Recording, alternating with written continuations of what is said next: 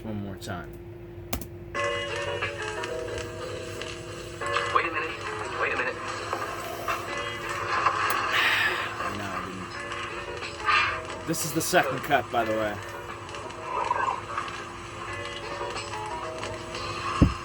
You know, this is, excuse me, A damn fine a damn cut. fine cup of coffee. I'm out of sync today. Welcome everybody to Morning Coffees with James. I'm James. And this is my morning coffee show. And yes, I am doing a come on. There. Can you just... Alright, that's it. Alright, that's it. Alright, you're gonna see, I'm gonna have to lean back a little bit. Ooh, yeah, that's it. And yes, we're on a Dutch angle. We're in the Batman movies now. Batman? I'm Pajama Man. As played by John Wayne. I'm Pajama Man. How do you do, Batman? Alright. Welcome. It is a lovely Wednesday, the end of April, and hopefully we can reopen America again. I'm loving it. I want to open again. I want to work. I want to get things done. I want to work constantly and get some money together. I want to live free and not die hard. I want to die easy. Or medium. I can die medium. No, I'll die hard. Fuck it. I'll have a bunch of terrorists trying to kill me and stuff like that. Ugh. So, welcome to my show. In today's episode we're going to be talking about gods. And, why am I talking about gods? Am I talking about the new gods, the American gods? Well, I'm talking about both, really, in a sense. You know, in this day and age of technology and digital information and gathering, I still believe in deities.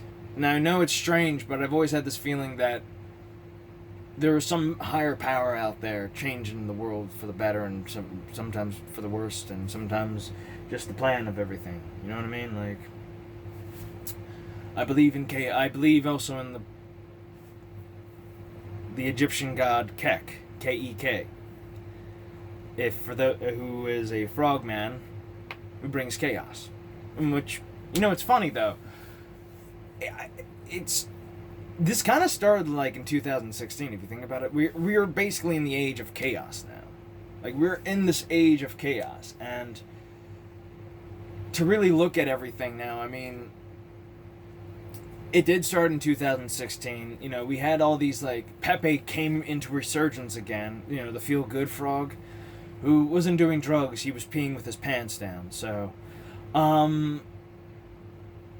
this resurgence of that frog and him turning into like a Make America Great Again mascot, and the alt-right's claiming of it, and 4chan's claiming of it, and he's become now integrated into this society as kind of like a figurehead. Like, you see the Pepes everywhere, and he's changed over the years. Like, he's become the smug toad. He's become, the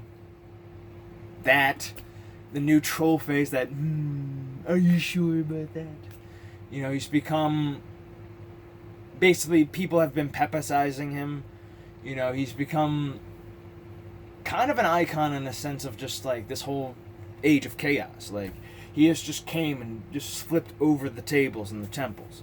And, and I also do, I also dig Jesus' style, so I love Jesus' style.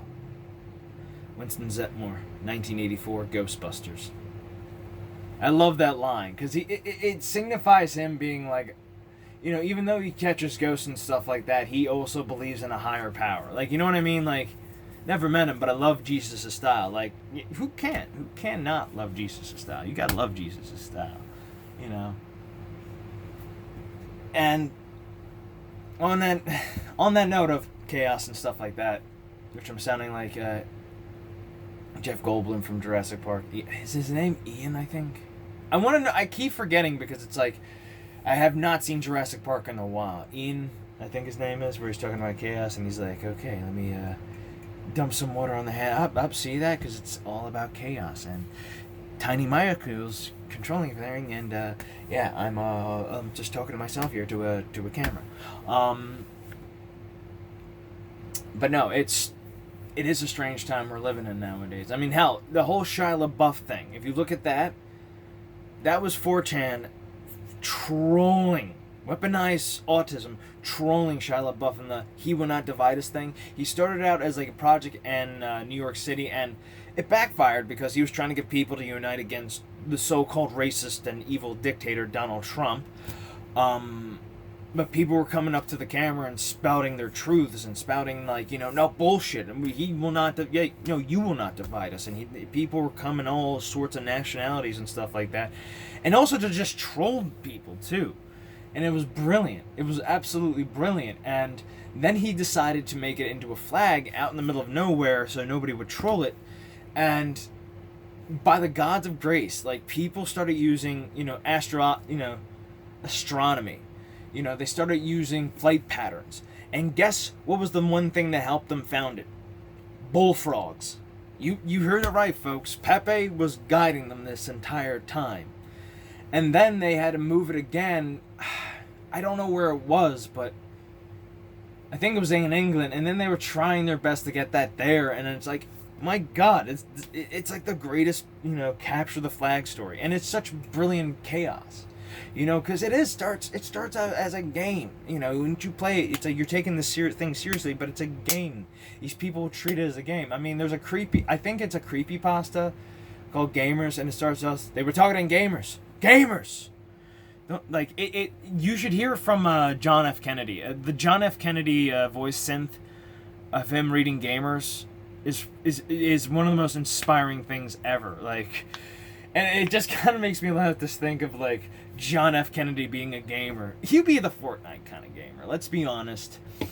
Reagan would definitely be some more of a Doom player. Oh, I like playing Doom. I love battling demons. That's George Bush. Read my lips. The Doom Slayer will destroy the demons. Goddamn demons. But, now I'm just thinking about it. Oh, I just got flagged. Why the fuck? Why, you stupid son of a bitch? Why did you stop spamming me with the grenades? Why you? Honey, Jackie, come here. Look at this twat. Now he's Australian. If you think about it, nobody ever questions the nationality of John F. Kennedy. Everybody says he's a Boston guy, but he could have been Australian. Listen here, I'm your new president of the United States. First of all, we will have the national animal will be a kangaroo. Second of all, Crocodile Dundee will be a national treasure in this country, along with Mel Gibson. I don't care what he said. He's still Mad Max. Alright? So be quiet, you wankers. As actually said by the Prime Minister of Australia. No, I think it's all kind of just crazy out there nowadays. I mean, yeah, and especially just things you're starting to notice too. Like if you, granted, I'm starting to define the definition of insanity a little bit, because I'm sounding like I'm seeing shit, but it's like I've been noticing patterns. I love telling this one story too. Like when I was working with my dad, we were driving up near Warminster, and I was trying to figure out the place. And on the side, we were in an intersection, and not really, it was a three-way intersection. So, and I see on the grass, the woods area, and there's a sign, crudely made, and it had a heart on there, and it said "Love yourself." And I'm like, all right, thanks. That's some good positive. Moving on, I go to see a shut down Kmart, and on the plywood on there was a heart, which indicates love again. Second time. Oh, excuse me, not a second time, but I was like, okay, that's kind of a coincidence right there. The third time I see the Philadelphia love sign on a tree. Not like it was like an hallucination. It was like somebody took like plastic lettering that looked like the Love Park love sign and just put it on a tree, and it said love 3 times. Then finally going home, at the Sunoco now, it's the old Lukoil, but now it's a Sunoco. I see a 4th sign, and that 4th sign was "Love lives here." Not that hate has no home, because once you deny hate, you're not loving hate. You know what I mean? It's like, I'll get into that in just a moment, but I saw 4 signs, and especially it was the same thing with my brother. When I was coming back, meeting up with a guy, with one of the workers, talking about John. I was coming back home, and I noticed 4 particular bad signs. Roadkill 4 times on the road, death, and it was thunder and storm. So yeah, it's strange. I know it's probably like psychologically at the time I was more hyper focused and stuff like that, but it's like, you know, you start to notice things like that. You know, especially with the dreams about my brother episodic I'm doing, it's, you know, there's some things in there that I'm just like, that have came true, and I'm just kind of like being guided in a little bit, you know what I mean? Like, there's one dream I want to talk about, which I don't want to do it on camera. I really want to do, kind of get out of this room and this space and kind of show you a visual what it looked like. I think I have video of it. I can probably use it, so I might do that. But I might also just go back and film again. So, and also the fact that, you know, things just kind of, you know, there was a word like, this is when I started to notice found out the definition of synchronicity, like things happening, you know, in one situation, but then happening in another. Like, you have a dream about this, and then this happens. And it happens. Like, I feel like, you know, synchronicity is a real thing and a real phenomenon. Like, yeah, it's, you know, premonitions and stuff like that, but, like, sometimes they can say things, and then something happens out in the real world, and you're like, shit. You know, it's the same thing with the Carl Jung story that, you know, he was treating a patient. He was in a session with a patient. Excuse me, I shouldn't say treating. He was in a session with a patient, and she described a dream where she received a gift of a golden scarab. And during the session, Carl Jung and the patient heard a noise. A bug banging against the cabinet, you know, the glass of the cabinet that he had. Carl Jung caught the bug, and lo and behold, it was a golden scarab. Out of season, like this, and it was like unseasoned for the climate they were in. Like, I think he was in Germany. I'm not sure. I have to look up the details of that, but it was a golden scarab, and it's kind of a very breathtaking phenomenon too, to understand. Like, when you experience your own synchronicity, it's like there's magic in the world. Like, there is like, and again, like, magic. And I'm not talking in a sense of hocus pocus or stuff like that. No, I'm talking about sigil magic. I'm talking about like what Grant Morrison would say. You know, once you experience that magic with the universe kind of like guiding you in that kind of like way, you know, Doctor Strange and that shit, you start to notice, you know, things happening. You know what I mean? You start to notice signs and stuff like that, and the universe working in your direction.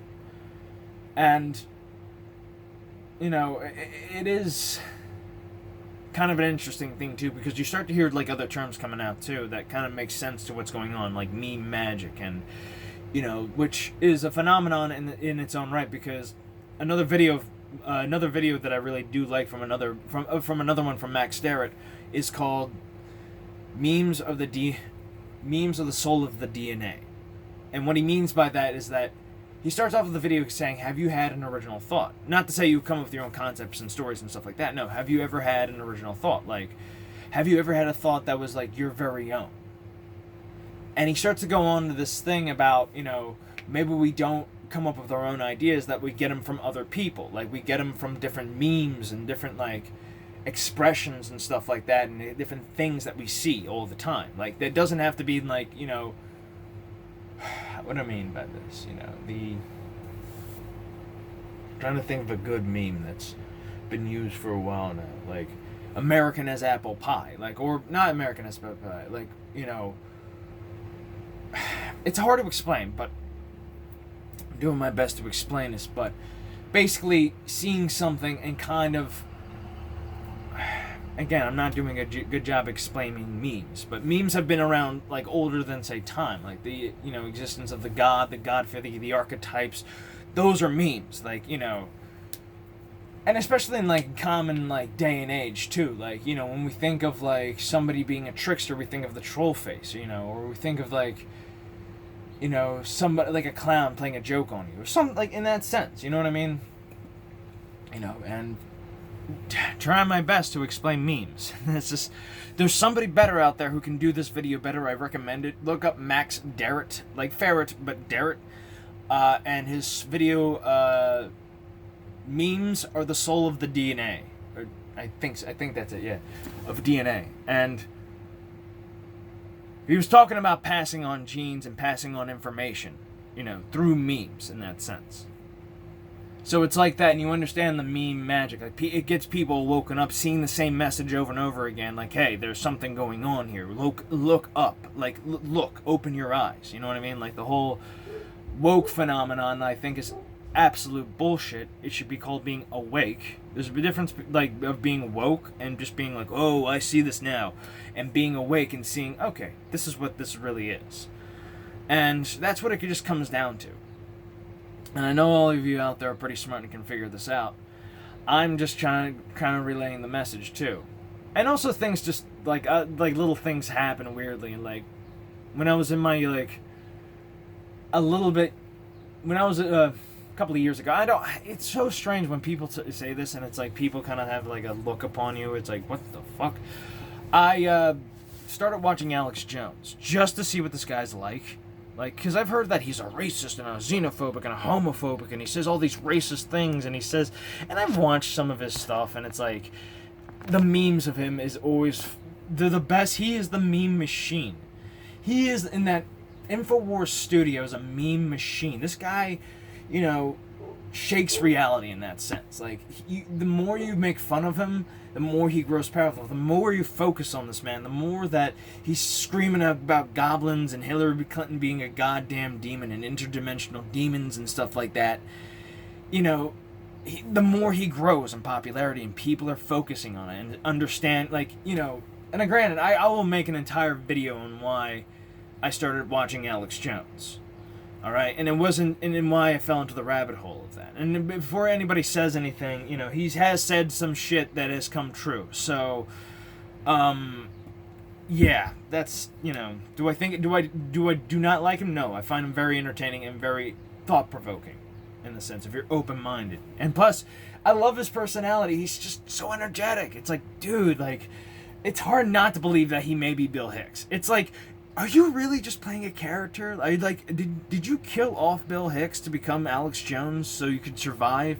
Oh, nobody, people do kind of like listen to comedians. Oh, they're telling funny jokes, ha ha ha. But then you realize what they're saying and you hear the joke over again. You're like, oh, it's not funny. He's telling some truths. But sometimes they're just bullshit artists too. So it's like, but then I always feel like some comedians get either pushed aside or like they get assassinated too early. Like I feel like Bill Hicks, John Belushi, granted it sounds silly to say, but I feel like certain people get executed and you're like, oh, I wonder why this person dies. And it's like, they live that kind of lifestyle, but also like you gotta mention that, yeah, they said some shit too. Like, that shook up the establishment. But, one of the things I do like about Jones, and just one of the things, like, again, I went off on a tangent here. One of the things I was looking for was this guy a racist? And it turns out he wasn't. And he wasn't a villain that, like, he was loudmouth, yes, and, he did some stupid shit, Was he wrong on things? Of course. But, he got people questioning reality in a sense. Like, he got people questioning things that they were too, uneasy to ask or too uneasy to, like, think about. Like, the Vegas shooting being an example. Like, are they, and especially school shootings, too. Are they really using school shootings to promote, gun control laws? A little bit, and here's the thing. I don't think any of these didn't happen. I do believe the school shootings do happen. It's just the fact that it's kind of, it happens most all the time, you start to question the reality. It's like, why then is this happening repeatedly? Even though we have so many gun laws in this country, why does it still happen? Like, and it's not because the gun exists, because people have been stabbed to death. People have been blown up to death, ran over to death, chemically attacked. I mean, we have so many weapons in this, in this world now that you can cause mass damage than, say, a 12 gauge or the dreaded AR-15. Oh Lord, it's a black gun. If it was a white gun, you would like it. And now I just want to make that into a meme. You would only like me if I was white, and it shows a white AR-15. I would find that hilarious. Like, people would be, like, discussing racism about guns, but they're also worried about gun control. And it's like, oh, this gun, no, it's, I'm confused. My liberal, my progressive brain. I'm having an aneurysm. And death. Like, would they defend a black gun? But it's a gun. It's like, I don't know. It's all kind of funny to me. But what was I saying though about gun control and black guns and we have so many attacks in this, like, killings that happen all the time, and you're blaming guns. You start to question reality. And Alex is kind of a loudmouth that does it well. And he's very bombastic. And yes, he is a loudmouth. He screams. He's one of the best shouters I've ever seen ever. And the fact that, like, if you watch him on his, like, on Joe Rogan's podcast where he has someone to rein him in a couple of times, you're like, oh shit, this guy is actually, like, not that stupid to begin with. He's just ball brazen. That's what he is. He just goes at it. And especially when you have him on there twice and, like, he's talking about them killing babies and incubators and, not the incubator, that one was not real. He's talking about the governor of New York, like, they all clapped about, like, the whole thing about them, like, passing that law that that you can have abortion basically at, like, late term, like, very late term, like, as it's crowning, and they were applauding it. Like, first of all, I'm on the case of abortion, I'm all for your body, your choice. I don't care if it's drugs or alcohol or you accidentally get knocked up. You can have an abortion. You're allowed to have an abortion. You don't want that baby, fine. If you want to put up for adoption, good for you. But it's your choice, your body. And don't give me that nonsense of, oh, well, it's, not your choice now. It's like, no. I'm sorry, but you talk about there's population. We have population problems. We have too much people on this planet, in a sense. I'm not for abortion in the sense of, like, it's a terrible thing to do. I'm not praising it. I'm not happy about it. But it's a thing that happens. The same way of, like, I'm trying to think of another procedure. It's like some people just want to keep things private. You know what I mean? Like, there's some people I know who are gay that I never knew were gay. Like, and they were just I thought they were just normal people. But once they told me, like, I was going to live with this guy, move out of this one apartment that was absolute, and move into this other guy's place. Nerd like me, Star Trek fan, and he was like, we were talking, I was like, it's like, don't do anything stupid, don't bring out drama and stuff. And I was like, jokingly said to him, look, I'm not gay if you're worried about that. And he goes, no, it's okay, I am. And I'm like, I was shocked. I was like, not like, oh. I was more in the sense of, which, by the way, I'm not shocked by that, all right? I'm not. I have some stories to tell you, but also, I piqued your curiosity, and half of you are going, go on. No, I'm not. I'm going to keep it private because it's my private story. So, I'm not telling you. Well, unless you ask and it's in a private conversation, like, and I know you already, because I already told one of my friends, and he kind of treated it as like a source for humor, and I kind of didn't like that. Like, to me, it was something different, so it was just like, what the fuck? Come on, man. Come on. But so basically, it's like, people don't want to be identified as being the gay or being this, because I feel like and I kind of came to this conclusion that we praise the things that should just be normalized or just kept, not secret in the sense of nobody should ever know, but just kept, this is not for discussion, you know what I mean? And especially these women who, if you're gay, fine, but some gay people out there don't want that being their identity. Some are just normal people who dress normal, they're not flamboyant, which they exist, and they enjoy being gay. They love it. They're not hiding in the closet anymore. Some just prefer to be wearing more appropriate clothing, some more conservative clothing than others, which, and granted, I'm not telling you to go back into the closet. That no straight man, no person is telling you to do that nowadays. Like, no, if you're gay, come on out. But just wear a nice suit. You know what I mean? And, you know, you got these people who are, like, gay pride people who are just being straight up perverted in that sense. It's like, yo, I know you're having fun right now, but go to the desert and do that. Go somewhere private where nobody can bother. You can't bother, like, regular people. Like, why do you think Burning Man exists? Like, you know, so people can just be kind of, like, wacky out there and have a good time. You know, why Woodstock exists. Like, why we still need to be weird at times. But, you know, and again, going on with the whole abortion thing, too, it's like,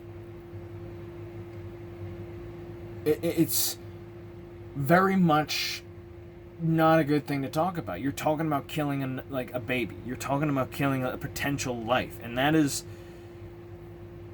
the whole thing. That is the whole thing about that. It is not something you praise on a daily basis. That is not like, do you want to be identified as somebody who like is proud of killing a baby? Like, no. You know, when Michelle Wolf came out, you know, saying God bless abortions, that kind of, like, you know, that draws a line. Like, okay, first of all, you're not being humorous about it. You're just being shocking for the sake of being shocking. It's not funny. It's disgusting now. It's like you're just up there joking, God bless abortions and God bless murdering. Like, no, you're talking like you're starting to like make Alex Jones be more correct when he's talking about you all being Satanists and like pedophiles. It's like, what the fuck is the matter with you? And I've seen some of the clips like of like abortion clinics where they're playing with babies and stuff like that, and I'm just like, yo, like, have some respect for that like job, all right? It's a grim job. And yet you kind of praise it in the sense of just like a badge of honor. It's like, it's not a badge of honor, all right? You made a mistake, you know, don't be praising. And in the fact that, like, I know that I'm going to anger a lot of people, but like, it is America and it is your choice, but you know, you also have a choice to keep it alive, you know, and it's just like, I don't know, it bugs the shit out of me too, a little bit. Like, it's like, look, nobody wants to see a child get killed. Nobody wants to see a baby get harmed, you know. But once you start to, like, identify that thing in your body as not, like, it's, you have to deal with those consequences on your own. You had to deal with, you know, I'm okay with people having abortions, but don't go out and praise it in public. It's disgusting. It's absolutely disgusting. You know what I mean? Like, you know, like dressing up as like the Virgin Mary and then having her have a fake abortion. I'm like, yo, that is still Satanist a little bit. That is like a little bit like, yo, she chose, like, it was by divine intervention, and she chose, and I'm gonna say it again, chose to have the baby. She chose to keep the baby. And you talk about being pro-choice, you're talking about people who, you know, choose to keep a child alive, and it's like, well, it's like, no, you're just falling into the patriarchy and their rules. It's like, no, it's not their rules. It's the fucking Ten Commandments. Thou shalt not, like, in that sense, it's like, it's barbarism, but it's not in the sense of like bad barbarism. Like, I don't know. Here's a guy in his pajamas. It's already in the noontime. I'm talking about women's health issues, and I shouldn't be talking about it, but I'm going to, because I've always had this debate in my head, because my mom's pro-choice, my dad, most of his family members are pro-life, but mostly it's like I'm kind of in the middle, because I feel like if it's your choice, you should have, you know, you should be able to choose what you do. Like, you should, you know, the worst choice is to leave it and abandon it, you know, but to set it up for adoption, or, you know, give it to a family that can't have a child and let that child at least have a life. I'm okay with that. I'm also okay with, like, you terminating a child. Like, excuse me, I don't want to use that. Yeah, I want to use the terminology. If you terminate a child, and granted, I'm not judging anybody. I know people who've had abortions, and I'm not judging you. I'm never going to judge you, because you made a choice as an adult. You know what you did, and you know the choices you made. Like, you know the consequences that come out of it, and honestly, you did it because of your reasons. You know, to prove a point. That didn't sound right. Excuse me. Not to prove a point, but to sometimes out of, like, you know, out of nature's necessity. You know what I mean? Like, If that makes any sense. Like, because if, like, you look at, like, the whole, like, people talking about, like, Thanos was right nonsense, it's like, he did mass genocide on a massive scale. Like, and people, like, praise that, you know, but we still have mass murderers out there, people who commit mass genocide, and we shun them, but we praise a fictional character and said he did nothing wrong. It's like, then if that's your case, then Kratos from God of War did nothing wrong. Sure, he brought the apocalypse, but the gods of Olympus were just a bunch of assholes who have just done nothing but, like, made people's lives worse. I mean, have you ever heard the story of Medusa? Do you know why she became a Gorgon? Simply because Poseidon seduced that young woman and slept with her in Athena's temple, and then cursed Medusa. Instead of yelling at, you know, Poseidon, be like, yo, motherfucker, why the like, don't defile my temple with, like, a girl. Come on, like, doing that. You know, you can't punish me, I'm a god. It's like, motherfucker, fine, I'll punish you for no good reason. You know, and I feel like in that, if you look at that, it's like we're returning victims into, like, not victims anymore when we do stuff like that. We're turning them into, you know, worse as the accuser, and they become more vile and like monsters in the sense that become more hateful into, you know, society. That's how I kind of look at that story. It's like, oh, you shun her for being, you know, you're talking about promoting women and being this, like, figure of strong female characters, but you cannot forgive a girl for what Poseidon did. It's like, come on now. And then you curse her to be this Gorgon. How dare you?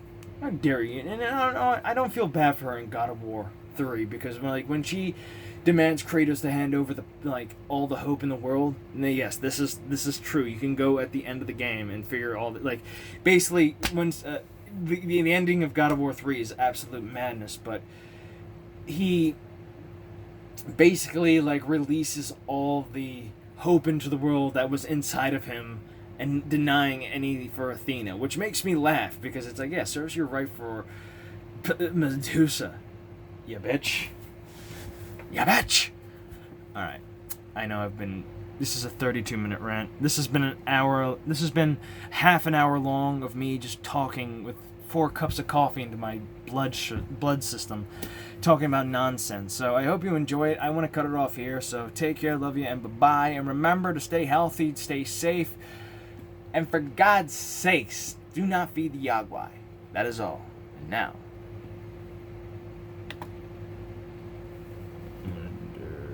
some music. Oh, it's Tucker Carlson. I don't want to listen to Tucker. And now, some music.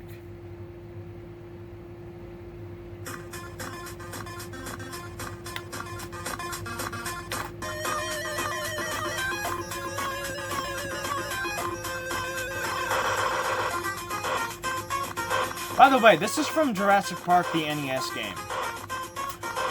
Sometimes you find a gem like this in something very strange. Alright. That is all. Peace.